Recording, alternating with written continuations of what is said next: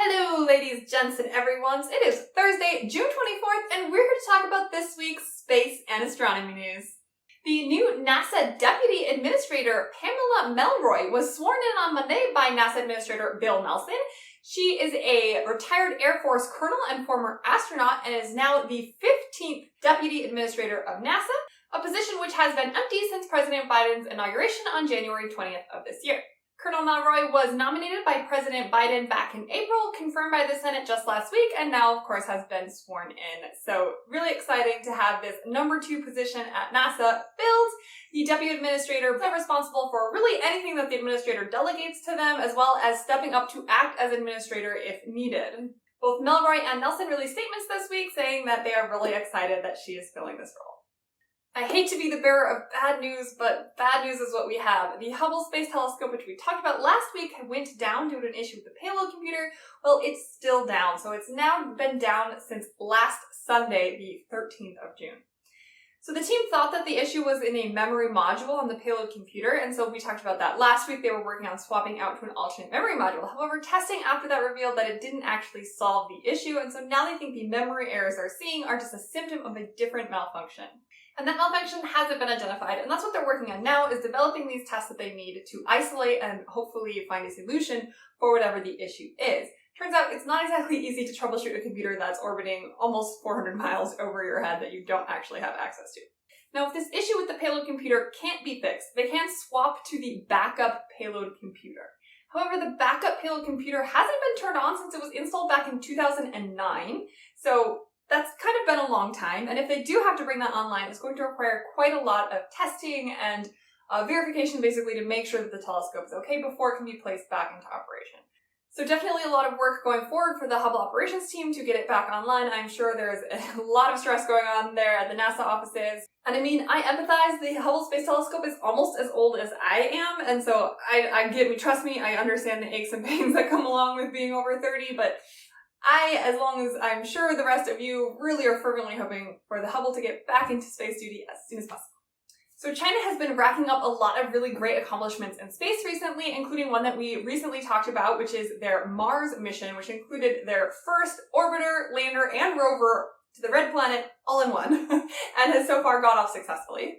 But they don't look to be stopping there. So at a conference this week, the head of a state-run rocket manufacturer basically laid out this 3-stage plan that China has for Mars. The first stage would be a Mars sample return mission and basically robotic exploration of a future base site on Mars, and this would probably be the early 2030s.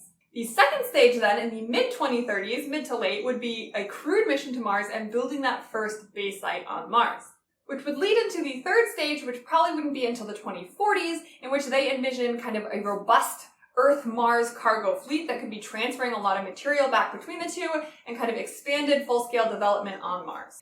A possible component of this plan would be the so-called Sky Ladder, which is basically a space elevator. So this is a carbon nanotube type structure that could really reduce the effort basically in getting things from Earth to space, which is a very, very difficult and expensive part basically right now of getting things from Earth to Mars, and could really cut down in the cost and time required if something like that could be developed. Now, these are very ambitious plans, so I'm not sure that they're actually going to happen exactly in this manner, but China has shown an incredible amount of dedication to increasing their space presence and their space exploration, and so I have no doubt that they're going to make a lot of progress towards these goals. Some are even calling this a new space race. For reference, NASA's Perseverance rover, which we've been talking about quite a lot, which is now on Mars, is actually the first stage of a NASA and ESA mission to return Mars samples to Earth, which is that first stage of China's plan. However, NASA does not currently have any plans at all to send a crewed mission to Mars, not anything that's set in stone, because they've kind of pivoted to the moon and returning humans to the moon with the Artemis program. And speaking of Artemis, just last week, Brazil became the latest nation to sign the Artemis Accords. The Artemis Accords are an international bilateral agreement that was drafted by NASA with the aim to establish a framework for the civil exploration and peaceful use of space between nations, very heavily rooted in the UN Outer Space Treaty of 1967. The accords were initially signed in October of last year by 8 nations, including the US, and since then 4 more nations, including now Brazil, have signed on board. And the accords are still open for more nations to sign if they choose to do so. One reason a nation might want to sign the Artemis Accords is that it's actually a prerequisite for participating in NASA's Artemis lunar program. And the very first flight of that program, Artemis 1, is scheduled to launch as early as November of this year. And in fact, just last week, they finished stacking the launch vehicle stage adapter on top of the SLS core stage down in Kennedy Space Center. This means that the flight unit is now complete, and the plan is for the Orion spacecraft to be attached sometime later this summer. And so in fact, the entire spacecraft could be ready to go by as early as August of this year, and planning to do testing and moving it to the launch pad sometime in September or October in preparation for that November launch. Lastly, a bit of cool news from my own subfield of exoplanets. So there are many different methods for detecting exoplanets. In fact, I've actually made a whole series about this, so if you're interested in more detail, check that out. But by far the most productive to date has been the transit method. Of the 4,422 confirmed exoplanets, 3,372 were discovered via transits, primarily from the Kepler mission. Now, the basic idea behind a transit is that when a planet passes between a star and an external observer, that star's light is going to decrease just a little bit as the planet is blocking some of the light. And from that, the external observer basically can get an estimate for the size of the planet in comparison to the star.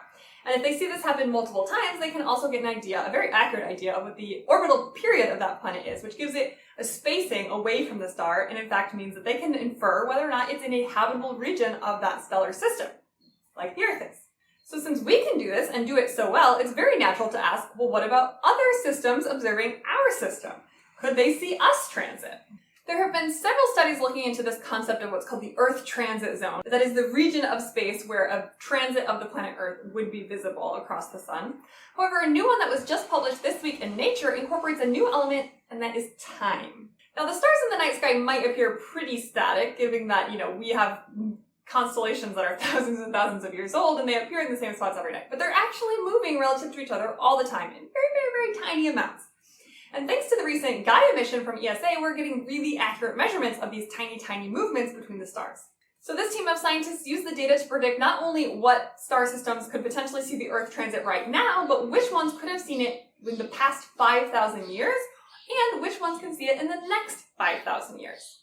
And it turns out that over this 10,000 year period, less than 1% of the stars in the closest 100 parsecs to the Earth can actually have the opportunity to view the Earth transit. Now, some of these stars actually we already know, have planets orbiting them, but many, many more of them probably do, based on what we know about the ubiquity of exoplanets, including one really exciting star system called TRAPPIST-1, which we know not only has a multiple planet system, but actually has planets in the potential habitable zone of that star. Now, they could not currently see Earth transit from TRAPPIST-1, but they could in the year 3,600 or so that's not too far away. And really interesting, a few of these stars are even close enough that they could have potentially detected radio waves emitted by human civilization from Earth. So identifying these kinds of stars really helps astronomers know which targets they should focus on in this search for life, intelligent life outside of Earth, which is a really exciting portion of the field, although of course just a small one.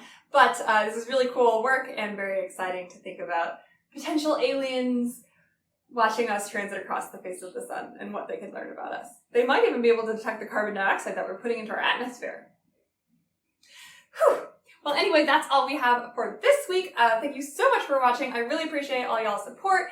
Like, subscribe, everything, blah, blah, blah. Okay, I hate saying that. Anyway, thanks so much for watching, and I'll see you again next week. Bye.